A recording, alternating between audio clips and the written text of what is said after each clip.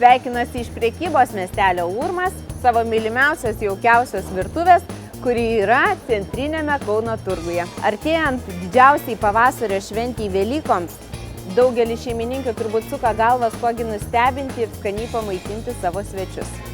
Ir aš turiu jums pasiūlymą. Siūlau pasigaminti kiaulienos kumpį. Nepaprastą glazūruotą. Taigi jam paruošti reikės kiaulienos kumpio, salieros stiebų, svogūno, druskos, pipirų ir prieskonių persilado. Kas nežinote, persiladą sudaro citrinų džiovintos žievelės, petražolės, česnako granulės, itin aromatingi prieskoniai. Taigi pradedam.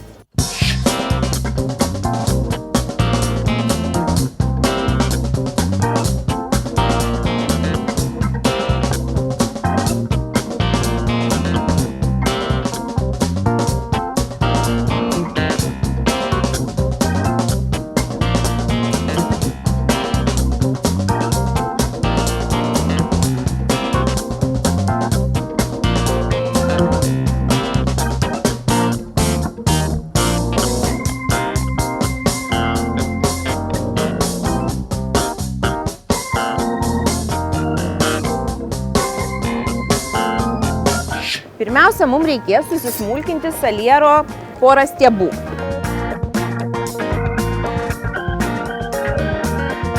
Labai dailiai ir gražiai čia tikrai nereikia, todėl kad mes salierą dėsime į verdantį vandenį. Jisai reikalingas aromatui išgauti, mėsai suminkštinti.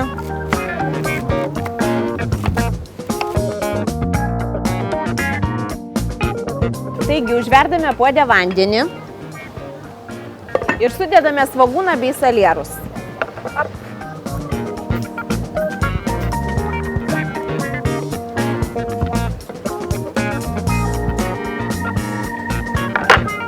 Druskos, pipirų.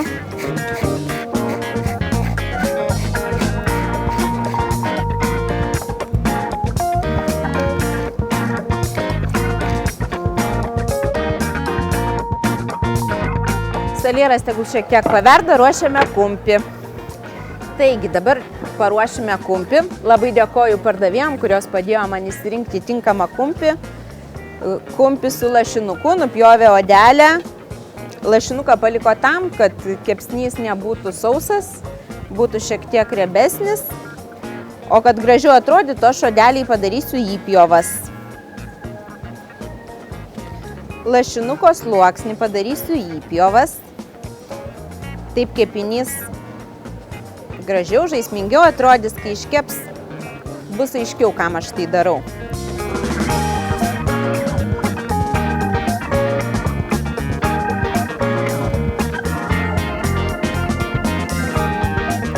Kumpį pasirinkau maždaug 2 kg, tai 8 žmonėm tikrai užteks. Svarbiausia, pradedant ruošti, nepamirškite vyrų paprašyti, kad pagaląstų peilius, nes pjauti odelį reikia aštrių peilių ir įtrinu prieskoniais. Taip įtrintą galite palikti keliom valandom pasimarinuot. Aš laiko nelabai turiu, todėl iš karto ištrinus dedu į puodą virti. Širdelė, net pažiūrėkit, va, kaip aš jūs myliu. Širdis. Įtrintą kumpį dedu į verdantį vandenį, kur verda salierai, svogūnas. Ir virsime maždaug apie 40 minučių. Virimo laikas priklauso nuo kumpio dydžio. 2 kg kumpį reikėtų virti apie 40 minučių.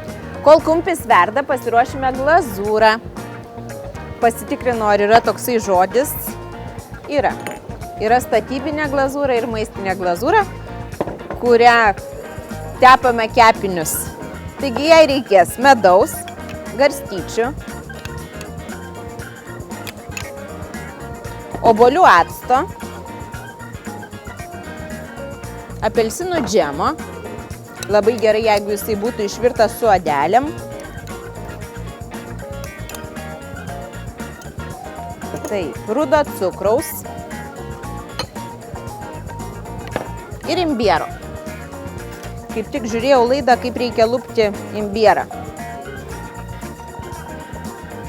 Šaukšteliu, labai gražiai, plonu sluoksniu, labai lengvai nusilupa.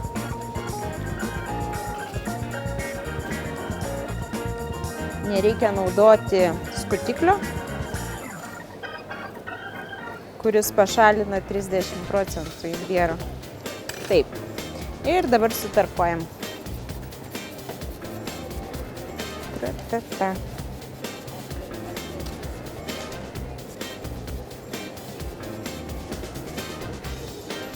Na, manau, gana, nes paskui labai bus aitrus tas mūsų kumpis. Viską išmaišome ir keptuviai pašildysim, kol viskas karamelizuosi, sutirštės. Kvepia nuostabiai. Taigi dabar įkaitinam keptuvę. Supilame padažiuką.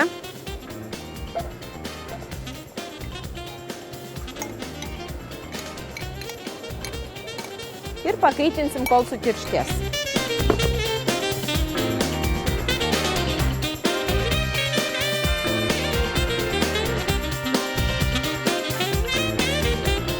Kai padažas sutirštėja ir atsiranda tūkstančiai burbuliukų, jau jisai paruoštas. Galite išjungti ugnį ir atidėti į šoną atvėsinti.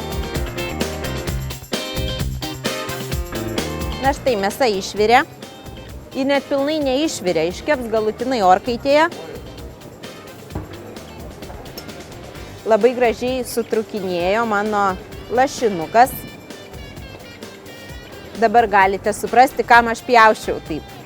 Taip, ir palikime mėsą atvėsti, kad tepant glazūrą nenusidegintume rankų. Na štai, kumpis atvėso, lašinukais į viršų dedu į skardą, išklotą kepimo popierium. Ir dabar aptepsime.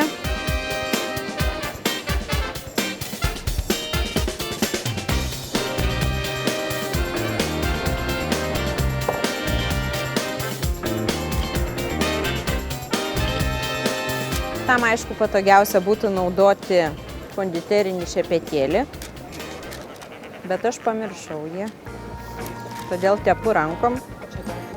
Bet rankos mano švarios. Viskas gerai. Taip, kumpis apteptas ir dėsiu jį kepti į įkaitintą 180 laipsnių orkaitę ir kepsime taip pat apie 40 minučių.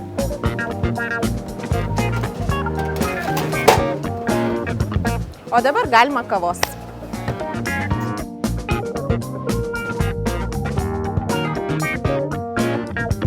Kvepia visas centrinis Kauno turgus ir aš ištrauksiu kumpį, pažiūrėsim, kaip pavyko mum iškepti.